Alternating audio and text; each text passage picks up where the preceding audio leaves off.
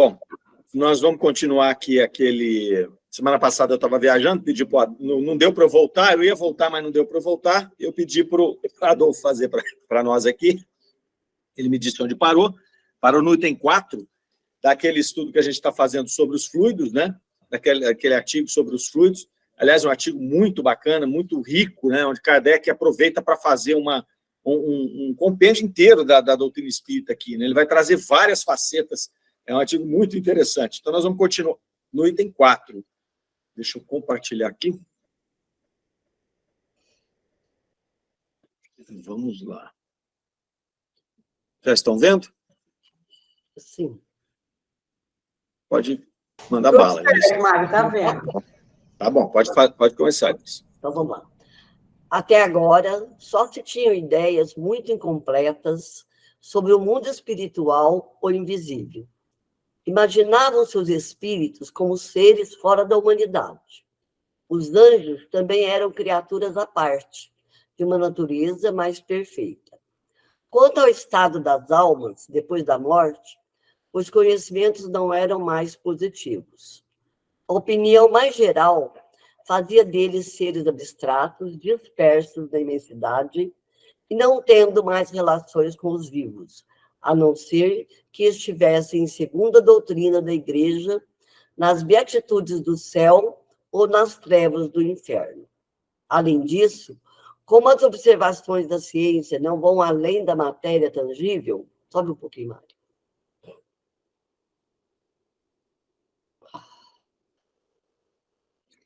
Resulta um abismo entre o mundo corporal e o mundo espiritual, que parecia excluir toda comparação. É este abismo que novas observações e estudo dos fenômenos, ainda pouco conhecidos, vêm encher, ao menos em parte. O Espiritismo nos ensina, de saída, que os espíritos são as almas dos homens que viveram na Terra, que progridem incessantemente. E o que os anjos são essas mesmas almas, ou espíritos chegados a um estado de perfeição que os aproxima da divindade.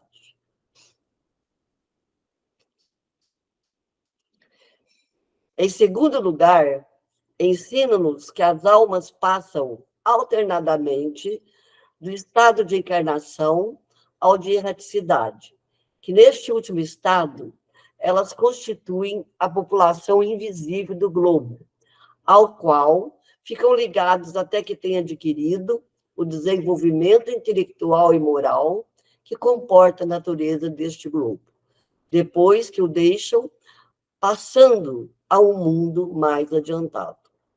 Pela morte do corpo, a humanidade corporal fornece almas ou espíritos ao mundo espiritual. Pelos nascimentos, o mundo espiritual alimenta o mundo corporal. Há, pois, transmutação incessante de um no outro. Essa relação constante os torna solidários, pois são os mesmos seres que entram no nosso mundo e que dele saem alternadamente. Eis um primeiro traço de união, um ponto de contato, que já diminui a distância que parecia separar o mundo visível do invisível. Bem, não só para a gente entender aqui o que ele está tratando nesse início de capítulo 4, ele vai preparando todo um contexto, né? Ele começou a falar lá, lembra que ele começou lá no começo desse artigo, falando sobre a composição da matéria, né? Ele vai falar que a matéria é composta por diversas partes menores, que antes a gente entendia só 4 elementos, que era terra, fogo, ar e água, e que depois foram descobertos vários elementos. Ele falou lá que a composição, né, da água eram 2 átomos de hidrogênio e 1 de oxigênio. Aliás, 1 de hidrogênio e 2 de oxigênio, né, que se você tirar 1 de oxigênio, ele vira água oxigenada. Então, ele vai fazendo toda essa construção, e aqui ele entra, né, depois que ele passa por essa construção toda que ele faz ali dos fluidos, ele começa a falar sobre questões de fluidos, ele cai aqui agora na questão da própria doutrina espírita, né? Então, ele vai colocar aqui que até então só se tinham ideias muito incompletas do mundo espiritual. Aqui ele está falando lá em 1860, eu não me lembro de quando é essa matéria aqui, né? dizendo que no começo ali imaginava tanto os espíritos quanto os anjos como seres fora da humanidade. Então, isso aqui é interessante, chama a atenção da gente essa frase, porque ela não tem nada de novo para nós, que já estudamos há bastante tempo a doutrina, né?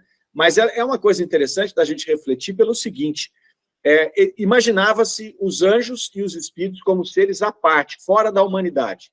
Quando você fala que imaginavam esses seres, e principalmente a questão dos anjos ali, significa que esses elementos são aceitos, né? Então, tanto os anjos quanto os espíritos, eles são aceitos pela maioria das doutrinas e das filosofias. Acontece que eles não eram ligados à humanidade. Faltava ali um conceito de ligação, um conceito de continuidade, para se saber que esses indivíduos são os mesmos que foram criados simples e ignorantes e que evoluíram, né? Então, eu achei bastante interessante comentar isso aqui, né, só para a gente poder ir organizando as coisas aqui na nossa cabeça, né? Então, imaginavam que eram seres à parte, vem a doutrina espírita e vai mostrar que, na verdade, são seres, né, são os mesmos seres que são criados simples e ignorantes, apenas vistos em recortes de tempos diferentes. Então, os espíritos nada mais são do que os homens desencarnados, e esses chamados anjos nada mais são do que aqueles que já foram homens aqui, mas que já evoluíram e hoje não precisam mais da reencarnação. Então, é bastante interessante mas o que mais chamou a atenção aqui quando eu estava lendo é isso, né? Eu nunca tinha parado para pensar. Então, se eles imaginavam, eles não estão negando que existe. Eles só estão dizendo que são seres à parte, né? Estão negando só a natureza e não a existência disso aqui. Nesse ínterim que ele está falando aqui, as almas depois, os nossos espíritos, depois de mortos, não figuravam nesse rol aqui, de que eles tratavam de espíritos e de anjos, né? Então, ficava abstrato, disperso, né? Então, ou ia para o céu, para o inferno, ou sabe-se lá onde ficavam, né? Então, mas as doutrinas variam ao infinito aí, essas colocações. A ciência não alcança isso, né? Então cria esse abismo, que a ciência, além dela não alcançar, ela não admite absolutamente nada, nem essa questão de anjos e espíritos. Então fica esse abismo entre o que a gente procura, busca, entende, e aquilo que existe do ponto de vista espiritual ali. Ei, Mário, posso te interromper um pouquinho? Claro. É interessante, eu estou ouvindo você falar e falo, como que a doutrina espírita é esclarecedora, né? Você vê que outras religiões também são espiritualistas, também acreditam que a morte sobrevive, mas colocam no estado muito primitivo. Ou eles ficam dormindo, ou depois eles vão ressuscitar, é tudo coisa assim muito esdrúxula, né? E você vê, a doutrina espírita, ela traz esse viés aí, olha, vocês continuam estudando, evoluindo, trabalhando, aprendendo, né? Ouvindo você falar isso, me veio isso à mente, né? Falei, gente, como que a doutrina espírita dá luz, né? É interessante, né, Marlene, e pessoal, que até as grandes doutrinas espiritualistas, o hinduísmo, por exemplo, né, que inclusive acredita na reencarnação, tudo, ele não traça um panorama do mundo espiritual. Até porque, isso é até assim, a gente consegue mais ou menos compreender, né, por uma questão até de amadurecimento, né?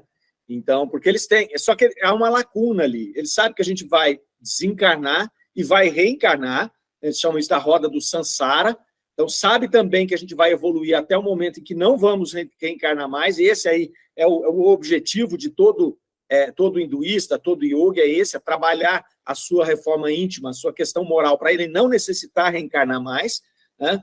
Mas ele não vai trata do que eles chamam de karma, que para nós é a lei de causa e efeito, então tem quase tudo, né, que a doutrina espírita tem, mas ele não traça um panorama do mundo espiritual, né? Fica a impressão de que a gente vai desencarnar e reencarnar rapidamente, sabe? Eu nunca vi. Se você pega o Bhagavad Gita, por exemplo, e mexe lá, você tem alguns lampejos ali que você vai reencontrar com um grupo tal, depois, quando você estiver desencarnado, mas não deixa muito claro que é isso, né? Não houve esse descortinar do mundo espiritual como aconteceu, né, na época de Kardec. E não é por acaso, né? Não é por acaso aquele movimento todo do iluminismo, né, da Revolução Francesa, daquela explosão de positivismo, a humanidade estava pronta para receber aquilo, né? E não tinha outro lugar, tinha que ser na França naquele momento, né? Tinha que ser lá, né? Porque de lá que vieram os grandes conceitos de liberdade, de humanidade, de humanismo, que a gente tem hoje vieram daquele movimento, né? Que não por acaso aconteceu na França, né? Muito interessante. É verdade. Marlene quase não gosta da França, muita responsabilidade nos nossos ombros, viu? Quando a gente conhece a doutrina espírita, né? Eu estou falando de mim, aí fica aí nesse arroz com feijão. Eu estou falando de mim, viu, gente? Mas é muita luz, né, Mário? É muita luz. E essa responsabilidade, né, Marlene, ela aumenta muito na medida em que aconteceu o que aconteceu na Europa, né? A doutrina vem lá nessa explosão de inteligência, de humanidade, e aí, por conta da guerra, por conta dos problemas todos, ela acaba lá e cai no nosso colo, né?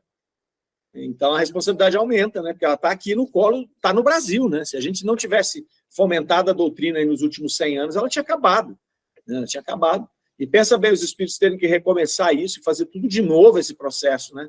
Então, é muito interessante. Essa responsabilidade, de fato, ela é muito grande, né? E Kardec vem mostrar aqui para nós, né, nesses textos fantásticos aqui, todo o contexto, né? Todo esse contexto e como é bacana esse descortinar do mundo espiritual. Que a grande sacada da doutrina espírita é isso, né? Essa é a grande novidade, porque o restante nós já tínhamos conhecimento pelas outras religiões, pelas outras doutrinas, né? O hinduísmo, o yoga, o próprio budismo, né? Então, agora, os conceitos já estavam lá. Agora, essa parte da vida num plano espiritual, ninguém tem, ninguém colocou, ninguém trouxe, né? Até o estudo do perispírito, por exemplo, no yoga tem esse estudo bem detalhado. Eles até detalham mais, eles falam em vários corpos, em várias disposições de corpos. Então, tem um estudo bem detalhado lá, não chamaram, obviamente, de perispírito, chamam de corpo astral, de corpos astrais, tem vários, são 7 corpos, né? Então, que eles vão ali meio que como se fossem camadas, das mais grosseiras, até chegar no Atman, que é o espírito. Então, esses conceitos estão lá, né? Agora, esse descortinado do plano espiritual não tem jeito, é só aqui que nós vamos ver. É só em Kardec que a gente vai ver isso, né? Interessante. Aí ele vai falar aqui, então, né, do espiritismo, lá, que o espiritismo ensina de saída que os espíritos são as almas dos homens que viveram na Terra, né, que progridem incessantemente até os anjos. Então, ele vai trazer, fechando com aquela pergunta que ele colocou, com aquela colocação que ele fez lá, de que eram tidos como seres à partes ali, né? Essa perfeição faz com que eles se aproximem da divindade, não os faz divindade, não os faz diferente dos outros, mas se aproxima cada vez mais de Deus, né? E, em segundo lugar, ele vai dizer aqui, nos ensina que essas almas passam alternadamente no estado de encarnação a erraticidade, encarnação e erraticidade, né? E que eles formam a população invisível do globo ao qual ficam ligados. Esse é outro ponto interessante também, né? Nada disso é novidade para nós, mas acho que falar desses pontos da doutrina sempre é importante, né? Porque isso reforça as nossas convicções, o nosso conhecimento. Então, aqui o que ele está falando, nessa população invisível do globo, nós formamos aí um grupo, né? Um grupamento ali, num padrão vibratório, que nós vamos encarnando e desencarnando no mesmo planeta e vamos evoluindo junto com o planeta. Então, ele vai falar ali, né, que a gente, pela morte do corpo, a humanidade fornece almas, né, ou espíritos para o plano espiritual, e pelo nascimento eles fornecem os homens para viver as experiências na Terra. Mas o interessante aqui é que essa transmutação se dá dentro do mesmo grupo. Então, a gente não tem essa migração constante de espíritos de um lado para o outro. Ela existe em alguns momentos mais específicos, né? Claro que alguém aqui que se destaca da manada, né, e consegue avançar a passos mais rápidos, ele consegue, digamos assim, um passaporte para ir para um plano superior, né? Mas, e outros também muito enraizados acabam, às vezes, sendo levados para planetas inferiores ainda, né? Dado o destoamento do padrão vibratório desses dois elementos. Mas eles são a exceção, né? A regra é que a gente vai encarnando e desencarnando no mesmo processo aqui, fazendo essa humanidade encarnada e essa população do globo, né, que ele chamou aqui de população invisível do globo. E aí vai avançando, como diz Santo Agostinho, lá há muitas moradas na casa de meu pai, lá no Evangelho, ele vai falar que a gente vão evoluindo, né, o planeta, os habitantes do planeta, os espíritos, os animais e até as plantas. E sempre que a gente fala daquele texto, a gente relembra o processo evolutivo do globo, né? Às vezes a gente fala, mas como assim do globo? Não são só os espíritos que evoluem? Não, o planeta se pacifica. É tão interessante isso, né? Se a gente voltar aí há 100 mil anos, a gente vê um planeta totalmente embrutecido, né? Até os animais que ali existiam naquela época, dinossauros, eram animais brutais, né? Monstruosos, que dilaceravam uns aos outros o tempo inteiro. O planeta sofria terremoto, vulcão, tempestade, de quanto é jeito. Então, o planeta vai se pacificando também junto com a gente. Isso é bacana porque a gente projeta o que é um planeta de regeneração, né? Um planeta de regeneração sem guerra, que a gente falava aqui, sem cataclisma, sem furacão, sem tsunami, sem nada disso, né? Então, é uma coisa bacana a gente vislumbrar isso. Até nesses momentos, né, a Marlene estava comentando ali que a gente estava falando de depressão, desse processo de ansiedade. Nesse momento, é importante a gente ter essa visão e mostrar essa visão no planeta regenerado, né? Para todo mundo saber que está chegando lá, a gente tem esperança de chegar lá, né? Ainda que não seja na nossa geração, mas daqui a pouco a gente está aqui de novo, né? Então, a gente tem que construir um mundo melhor, porque não adianta a gente ir embora e falar, não estou nem aí com vocês, eu estou vazando, né? Porque você vai ter que voltar, então não tem jeito. Na hora que eu voltar, eu quero um mundo melhor, Marcos. Não é? Não, não estou nem reclamando, por Deus, assim, da minha parte, mas o que a gente vê com os outros, né? Mas assim, é isso. É o que o Elahá hoje falou. Ele falou assim, gente, não adianta defender isso e aquele, porque como essa encrenca é tão antiga, uma hora vem de um jeito, outra hora vem de outro. Uma hora um tem razão, outra hora isso. Uma hora não tem. Todo mundo tem suas razões, na verdade, ninguém tem razão, né? Porque isso precisava resolver isso de outra maneira que não com a guerra, né? Claro, lógico. E o pior, né, gente? A guerra normalmente não sofre quem faz a guerra, né? Sofre quem está ali no meio, né? Então, são os civis, os pobres, principalmente, que não têm recurso para poder sair de um lugar para o outro. É aquela população ali.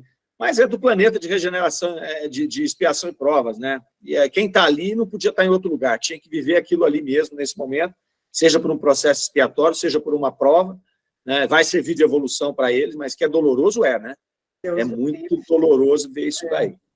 Né? Tudo bem, vamos lá.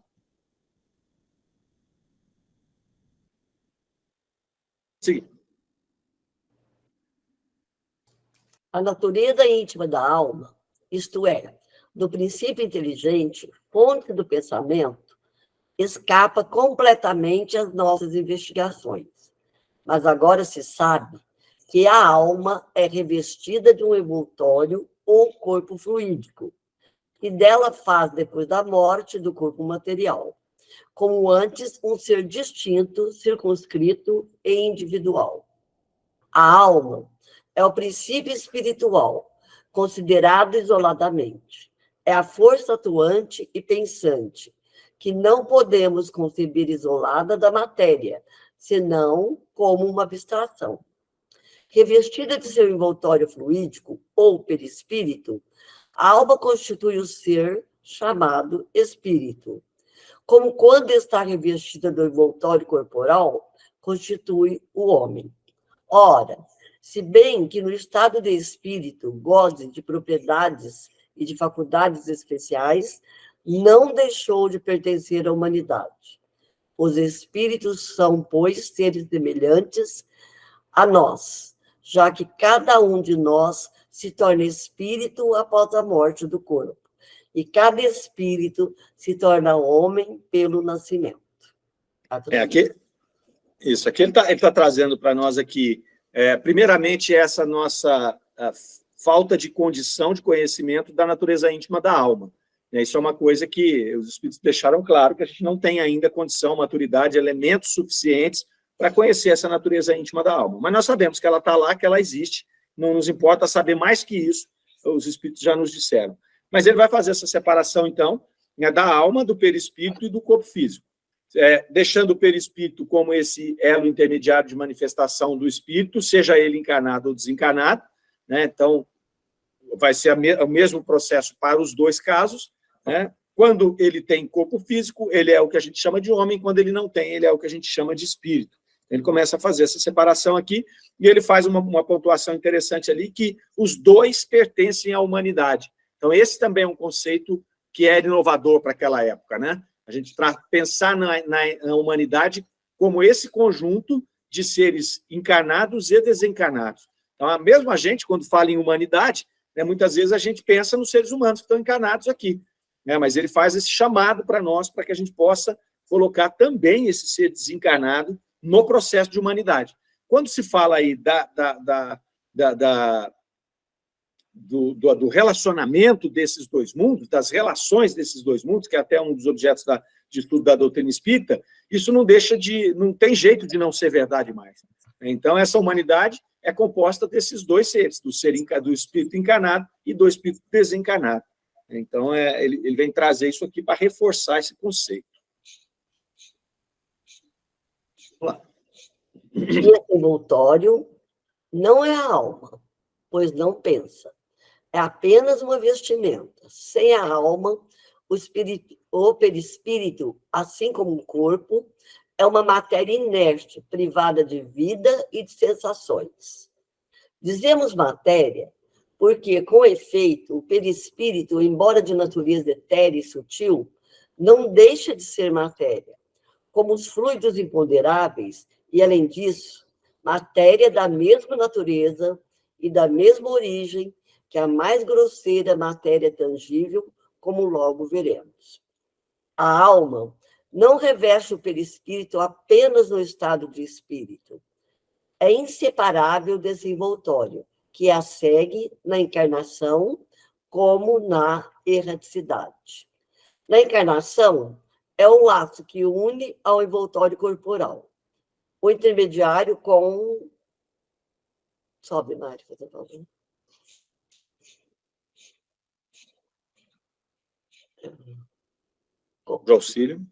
Cujo auxílio age sobre os órgãos e percebe as sensações das coisas exteriores. Durante a vida, o fluido perispiritual identifica-se com o corpo, penetrando todas as suas partes. Com a morte dele, se desprende. Privado da vida, o corpo se dissolve, mas o perispírito, sempre unido à alma, isto é, ao princípio vivificante, não perece. Apenas a alma, em vez de 2 envoltórios, conserva apenas um, o mais leve, o que está mais em harmonia com o seu estado espiritual. Embora esses princípios sejam elementares para os espíritas, era útil lembrá-los para a compreensão das explicações subsequentes e a ligação das ideias. Algumas pessoas contestaram a utilidade do envoltório perispiritual da alma, e, em consequência, a sua existência. A alma, dizem, não precisa de intermediário para agir sobre o corpo, e, uma vez separada do corpo, é um acessório supérfluo. A isso respondemos, primeiro, que o perispírito não é uma criação imaginária, uma hipótese inventada para chegar a uma solução. Sua existência é um fato constatado pela observação.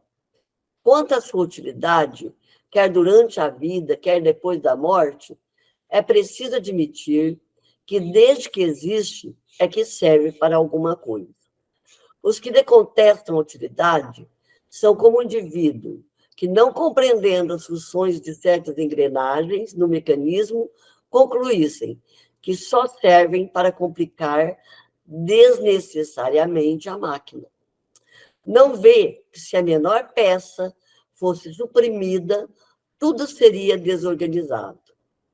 Quantas coisas do grande mecanismo da natureza parecem inúteis aos olhos do ignorante, e mesmo de certos cientistas, que de boa fé acreditam que, se tivessem sido os encarregados da construção do universo, o teriam feito melhor. Ô, pretensão, hein? Esse é o detalhe, né? Bom, aqui ele vai começar a falar do perispírito, né? Então ele vem encadeando os temas, né? Aqui ele vai começar a dar uma explicação sobre o perispírito. É interessante que ele, lá no meio aqui, ele vai falar, ó, embora esses princípios sejam elementares, para os espíritas era útil lembrá-los para a compreensão das explicações subsequentes. Então, a gente, às vezes, ele vai repetindo aqui, mas é por conta da didática dele, né? O Kardec tinha essa didática de repetir o mesmo texto o mesmo tema, né? Não o mesmo texto, ele não repetia o texto, ele trazia o mesmo tema com uma outra roupagem, uma outra explicação para fixar os conceitos, né? Então, é por isso que é importante a gente ler, porque se começa a ler muito, você fala, mas eu já sei isso, você já sabe, né? Mas às vezes sempre despertam alguma coisinha a mais que vai fixar o conceito, né? Então ele vai falar aqui, falando do perispírito, né? Que esse envoltório não é a alma, né, para não confundir uma coisa é uma coisa, outra coisa é outra coisa, já dizia o filósofo, né? Pois ele não pensa, ele é feito de matéria, né? Ele nada mais é do que um conjunto de matéria reunida ali para fazer essa ligação do espírito com o mundo material, né? Com o mundo em que ele está se expressando, para que ele não seja uma coisa abstrata, é uma roupagem. Ele vai dar até esse exemplo aqui, é uma roupa, como se fosse uma roupagem. Quando ele fala matéria, ele se explica aqui, né? Como é que pode ser matéria se a gente não consegue medir, pesar, né? No estado natural, a gente não consegue fazer, apesar de que ele pode sofrer transformações e aí a gente poder tocar, poder medir, poder pesar, né? Mas no seu estado natural, a gente não tem elementos para fazer isso, a gente não enxerga, se não for um vidente, a gente não consegue usar os nossos aparelhos para identificar.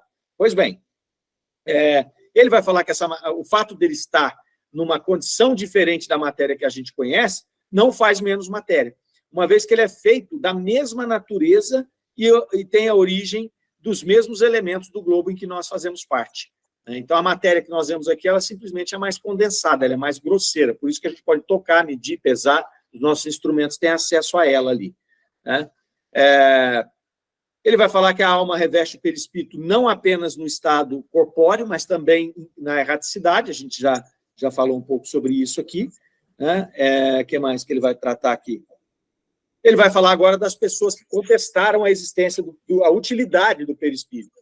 Então, muitas pessoas vão falar, não, mas para que, então, tem que ter um perispírito? Não faz sentido, o espírito se conecta direto com o corpo físico. Isso Kardec já mostrou várias vezes que não há essa condição desse ser abstrato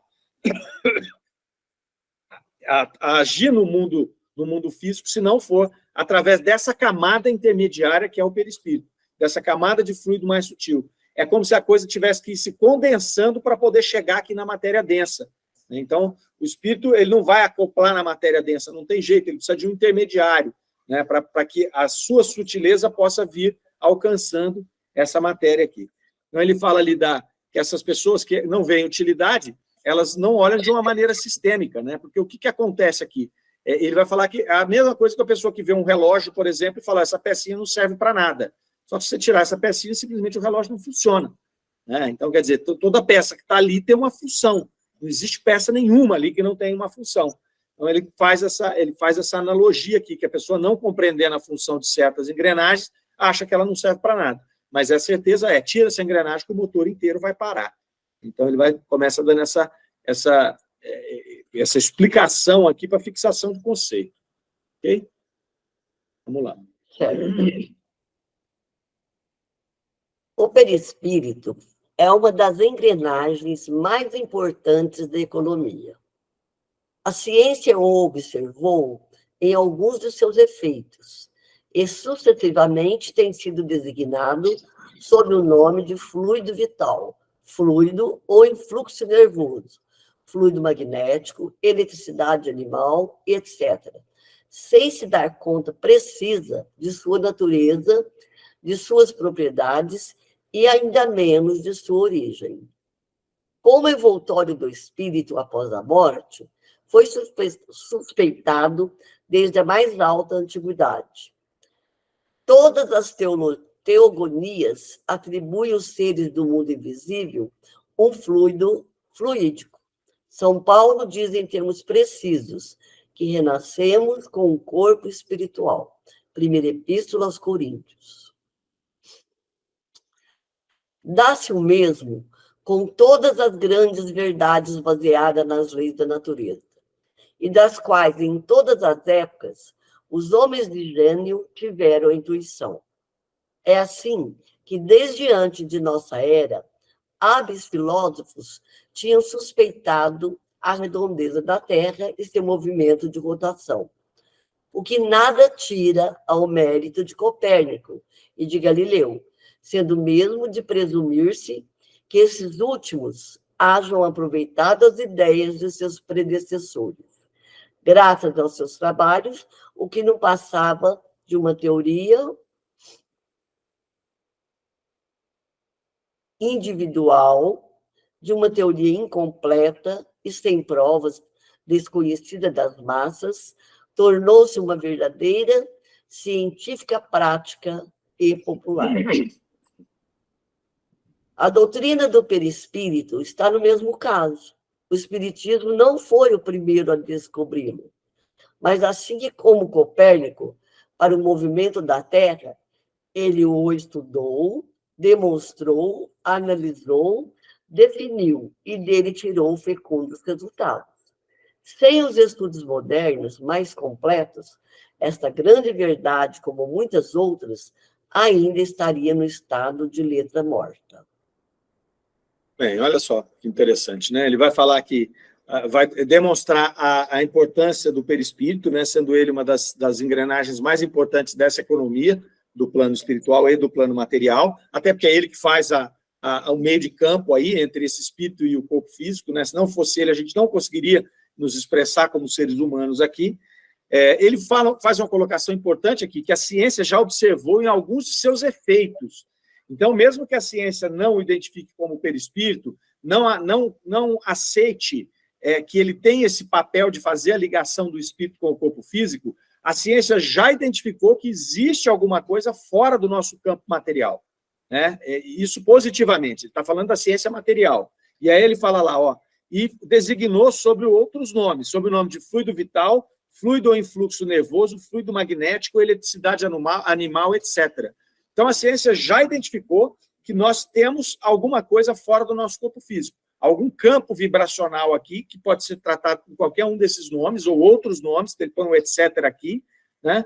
Mas ela não se dá conta da natureza, precisa da natureza desse perispírito, nem as propriedades dele, e muito menos a origem. Então, quer dizer, a ciência não avançou além disso, ela só chegou, tem alguma coisa aí, é um fluido nervoso, é um fluido animal, né? Mas não sabe o que é, não sabe nem do que é formado. Então, ele traça esse detalhe aí. Remonta a Paulo, né?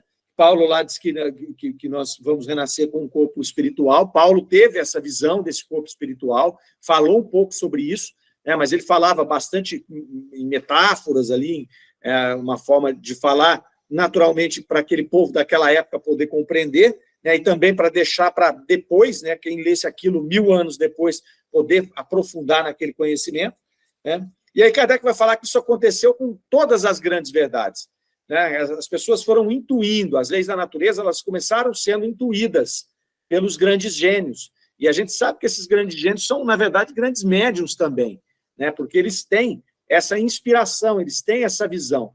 A gente falava hoje aqui no almoço em casa, eu falava com os meninos e com a Cláudia, a respeito do Albert Einstein, né? Que ele tinha muito dessa questão intuitiva. Tanto que Einstein colocou alguns conceitos que hoje a ciência está descobrindo. Isso 70 anos depois dele trazer o conceito. Porque ele trazia o conceito, ele sabia como era, ele desenhava como era, mas ele não sabia explicar o porquê. E ele tem uma teoria sobre a curva do universo, que foi demonstrada até há tempos atrás, e aí as pessoas falavam para ele, tá bom, você está falando dessa curva do universo, mas você não consegue provar, não tem prova disso ainda. Apesar de ter da hipótese ser lógica, não tem prova. E aí? E se não existir isso? Ele fala, bom, se não existir isso, Deus está errado, Deus teria errado. Ele fala, não é possível não existir isso. Mas é porque é uma forma intuitiva. Ele tinha essa visão, né? Muitas vezes ele pode receber isso como uma intuição, uma inspiração, ou até uma visão desse processo. Então, os gênios são assim. Kardec cita aqui, né, vários que suspeitavam da redondeza da Terra. E aí ele vai falar lá, né, que não tira o mérito de Copérnico, Copérnico estudou e demonstrou que a Terra era redonda, apesar de ter gente até hoje que acha que ela não é, né, que ela é plana. Mas isso já vem lá de trás com esses conceitos. Então, o perispírito é isso. Então, o Kardec vai dizer aqui que com o perispírito acontece a mesma coisa, né? Então, na verdade, aproveita-se as ideias dos antecessores. A gente começou aqui falando, né, que os iogues, os hindus, os egípcios, todos eles já tinham teorias e ideias sobre essa questão desse corpo astral, cada um dando um nome, né?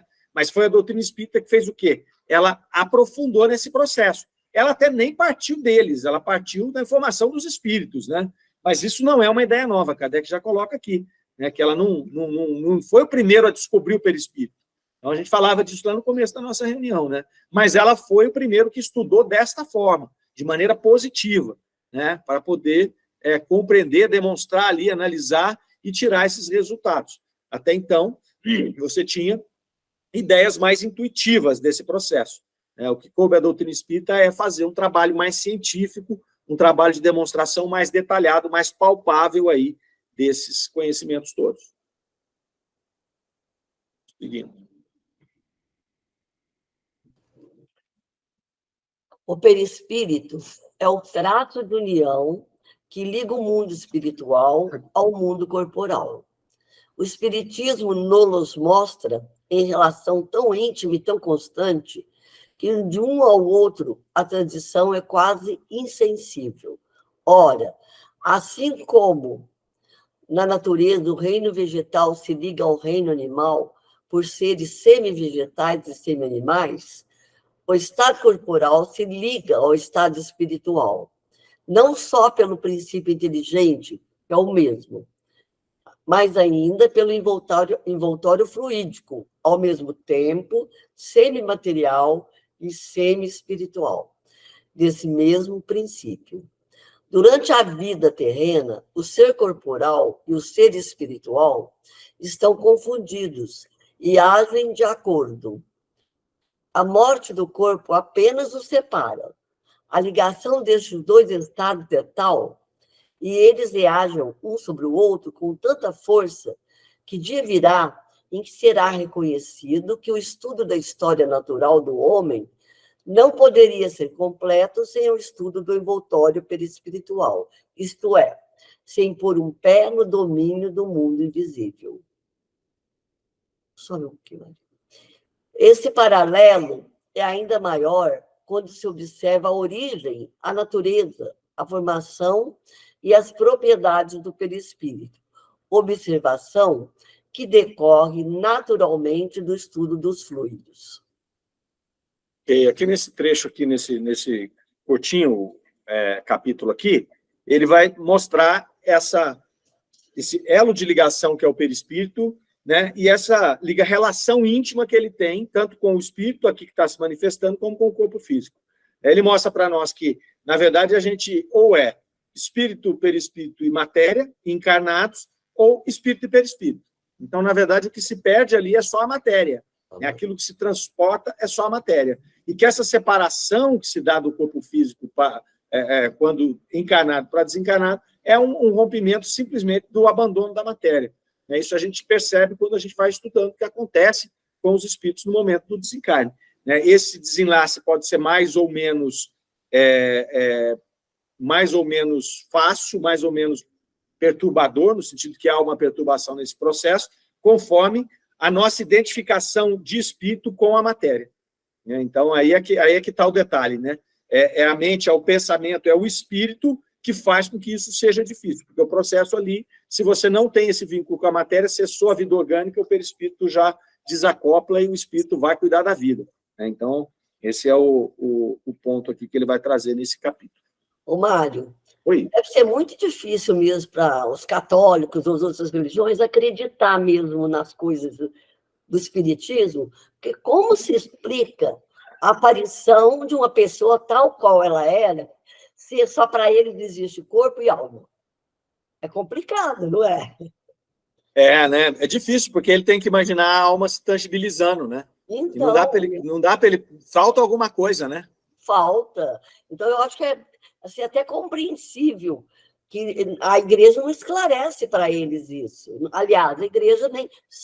Eu acho até que eles sabem, mas não convém falar isso para os católicos, né? Porque eles não acreditam na reencarnação, entre aspas. Então, o grande problema é esse, né, Eunice? Falta, como eles se apegam em dogmas, e aí quando você traz esses conceitos, você derruba dogmas. Derruba dogmas, isso. Então, é muito difícil, né? É muito difícil. Essa história, por exemplo, da Terra no seu centro do universo era um dogma da igreja. A Terra era o centro do universo. Quando foi provado que a Terra não era, primeiro que eles mataram o sujeito lá, que não me lembro quem era, acho que foi Copérnico mesmo, né? mataram o cidadão lá na fogueira porque ele não quis rejeitar essa hipótese que era correta. Então, é tão enraizado o dogma, e outra, esse processo é tão profundo e tão grande que para você desconstruir isso, você coloca em risco a doutrina inteira. Então, como que a doutrina católica, que acredita na ressurreição, ela vai falar em reencarnação? Pois é. Ressurreição de quem? A Eunice morre, o Mário morre. Aí eu vou ter um outro corpo, que eu vou ter outro nome, aí eu vou ter outro corpo, que eu vou ter outro nome. No dia do juízo final da ressurreição, eu vou ressurgir como quem? Aí, o Mário, como o Antônio, como a Maria, que eu já fui, como a Joana, que eu já fui, com qual? Eu vou escolher? Então, é complicado. É complicado. Então, é um corpo só, criado aqui agora, aí fura tudo, não tem como explicar nada, não tem como explicar a bondade de Deus, não tem como explicar absolutamente nada nesse conceito. E é engraçado que os católicos falam assim, numa outra vida, eu não quero nascer mais homem, eu não quero nascer mais mulher, mas aí, que outra vida para eles? É porque muitos católicos acreditam na reencarnação. É tão forte o conceito, é tão lógico, e é tão ilógico o conceito de você ter uma vida só, que eles acabam fazendo isso. Então, hoje o que a gente vê são muitos católicos indo na igreja, mas que eles trazem conceitos ainda espiritualistas, sobretudo no Brasil, onde a doutrina espírita é tão forte. É forte assim, a gente nem tem tanta gente assim, como espírita, mas a doutrina, quase todo mundo conhece a doutrina.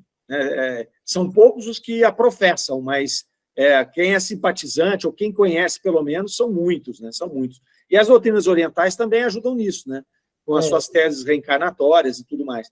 E a ciência está ali para provar a reencarnação, já está tudo pronto. Só o Ian Stevenson trabalhou 30 anos nisso. Tem mais de 20 mil casos catalogados. Então, quer dizer, um negócio que... Tem comprovado todos esses fatos, Mário? O problema é que a prova cabal, não conseguem reproduzir, eles deixam isso no campo do, olha, é coisa mística, não faz parte aqui. Mas o processo científico já foi demonstrado. O fato dele não poder ainda mostrar ali não significa que não existe. E o interessante é que eles fazem isso com outras coisas. Tem um monte de coisa na teoria da física quântica, tem um monte de coisa na própria física geral que está sendo descoberta agora, e que eles aceitam baseados em hipótese. Não tem a comprovação ainda, mas aceita a hipótese, Agora, o que vem do campo espiritualista, nem como hipótese eles não aceitam. Se eles não aceitam. Então, a reencarnação, por exemplo, já está lá, está provado, está mostrado, os seus resultados. Nós só não conseguimos medir o espírito ainda, e nem conseguimos reproduzir em todo mundo. Se a gente conseguisse reproduzir em todo mundo, aí eles já tinham aceitado. Mas nem é todo mundo que tem acesso a isso, nem todo mundo consegue lembrar das vidas passadas. Então, fica nessa confusão aí. Vamos lá, vou mandar mais um pouquinho. É sabido que todas as matérias animais têm como princípios constituintes o oxigênio, o hidrogênio, o azoto e o carbono, combinados em diferentes proporções. Ora, como dissemos, esses mesmos corpos simples têm um princípio único, que é o do fluido cósmico universal. Por suas diversas combinações, eles formam todas as variedades de substâncias que compõem o corpo humano. O único de que aqui falamos, embora seja o mesmo em relação aos animais e às plantas. Disso resulta que o corpo humano não passa, na realidade, de uma espécie de concentração, de uma condensação, ou, se quiserem, de uma solidificação do fluido universal, como o diamante é uma solidificação do gás carbônico. Com efeito, suponhamos a desagregação completa de todas as moléculas do corpo. Deixa eu subir aqui. Aí. Recuperaremos o oxigênio, o hidrogênio, o azoto e o carbono. Em outros termos, o corpo será volatilizado. Esses 4 elementos, voltando ao seu estado primitivo, por uma nova e mais completa decomposição, se os nossos meios de análise o permitissem, daria o fluido cósmico. Sendo assim, sendo esse fluido o princípio de toda a matéria, ele mesmo é matéria, embora no completo estado de eterização. passa-se um fenômeno análogo na formação do corpo fluídico, ou perispírito. É igualmente uma condensação do fluido cósmico em torno de um foco de inteligência, ou alma. Mas aqui, a transformação molecular se opera diferentemente, porque o fluido conserva sua imponderabilidade e suas qualidades etéreas. O corpo perispiritual e o corpo humano têm, pois, sua fonte no mesmo fluido. Um e o outro são matéria, conquanto em dois estados diferentes. Assim, tivemos razão de dizer que o perispírito é da mesma natureza e da mesma origem que a mais grosseira matéria. Como se vê, não há nada de sobrenatural, já que o perispírito se liga por seu princípio às coisas da natureza, das quais não passa de uma variedade. Sendo o fluido universal o princípio de todos os corpos da natureza, animados e inanimados, e por conseguinte, da terra, das pedras, razão tinha Moisés quando disse: Deus formou o corpo do homem do limbo da terra. Isso não quer dizer que Deus tomou a terra, petrificou-a e com ela modelou o corpo do homem, como se modela uma estátua com argila e como acreditaram os que a tomaram as palavras bíblicas ao pé da letra. Mas sim que o corpo era formado dos mesmos princípios ou elementos que o limbo da terra. Moisés acrescenta: e lhe deu uma alma vivente feita à sua semelhança. Ele faz, assim, uma distinção entre a alma e o corpo. Indica que ela é de natureza diferente, e não é matéria, mas espiritual e imaterial como Deus. Diz: uma alma vivente, para especificar que nela só está o princípio da vida, ao passo que o corpo, formado da matéria por si mesmo, não vive. Essas palavras, a sua semelhança, implicam uma similitude e não uma identidade. Se Moisés houvesse considerado a alma como uma porção da divindade, teria dito: Deus o anima, dando-lhe uma alma tirada de sua própria substância, como diz que o corpo tinha sido tirado da terra. Essas reflexões são uma resposta às pessoas que acusam o espiritismo de materializar a alma, porque lhe dá um envoltório semimaterial. Muito legal. Olha só, que bacana esse texto, né? Ele começa falando ali, né, que todas as matérias animais têm como princípio oxigênio e hidrogênio, e o azoto e o carbono, combinados em diferentes proporções, né? Então, tudo isso aí, na verdade, quando você dissolve essas moléculas, você vai chegar onde? No fluido cósmico universal, que é uma matéria única do universo inteiro. Então, o corpo humano não passa, na realidade, de uma espécie de concentração, de uma condensação do fluido cósmico universal. Então, tudo que nós entendemos como matéria nada mais é do que modificações e agrupamentos do fluido cósmico universal. Se você dissolve, você decompõe, isso vai chegar de novo no fluido cósmico universal. Então, sempre vai fazendo essas transformações para que a gente possa nos expressar enquanto espíritos e fazer o nosso processo evolutivo aqui. No caso do corpo fluídico, do perispírito, ele vai falar que é o mesmo fenômeno, ele fala de um fenômeno análogo, é a mesma coisa que acontece, né? Ele é formado por matéria que oriunda do fluido cósmico universal, na mesma condição da matéria que existe na Terra, que formam os corpos físicos ali, né? Porém, numa condensação um pouco menor, por isso que ela tem o seu estado fluídico ali, né? Então, a natureza é a mesma natureza e a mesma origem do corpo físico e do perispírito, não é? Aí ele vai citar Moisés ali. Ele vai falar, muito interessante isso aqui, né? Que ele vai falar de Moisés, que ele tem uma frase que fala: Deus formou o homem do limo da terra. Então, aí ele vai fazer essa relação, né? Que tudo isso é formado com a mesma matéria que está em volta do planeta Terra.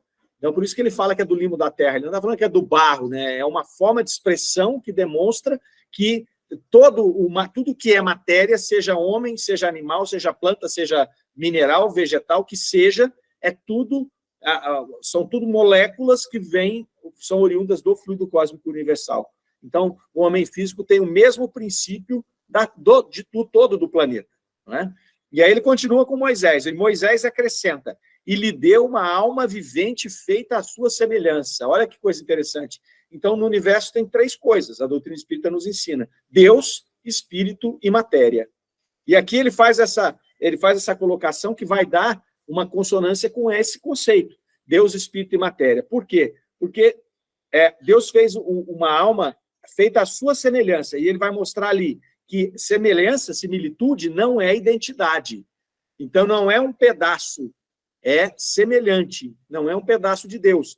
Se fôssemos um pedaço de Deus, isso seria, e fôssemos depois, ao desencarnar, ao evoluir, nos integrar a Deus de novo, isso é panteísmo. Né? A gente perderia a nossa identidade, nós não vamos perder a nossa identidade. Então, nós fomos criados, quando fala criado, a imagem e semelhança de Deus, é justamente essa similitude, esse ser vivente, esse espírito vivente que Moisés vem comentar. Kardec coloca lá atrás que o perispírito é o quê? É um conjunto de moléculas semimateriais ali, fluídicas, de matéria que está na Terra, em volta de uma centelha divina, em volta de um espírito, em volta de um ser pensante. Então, na verdade, o espírito vem e agrupa a matéria no local em que ele está se expressando, planeta Terra, e o seu perispírito é formado das moléculas do planeta, né, em volta desse ser pensante, para que esse ser pensante possa se expressar. Né? E o corpo físico é formado de maneira mais grosseira desse fluido cósmico universal e dessas moléculas que estão no próprio planeta. Então, ele vai fazer essa separação aqui agora, deixando claro que é similar, não é uma identidade.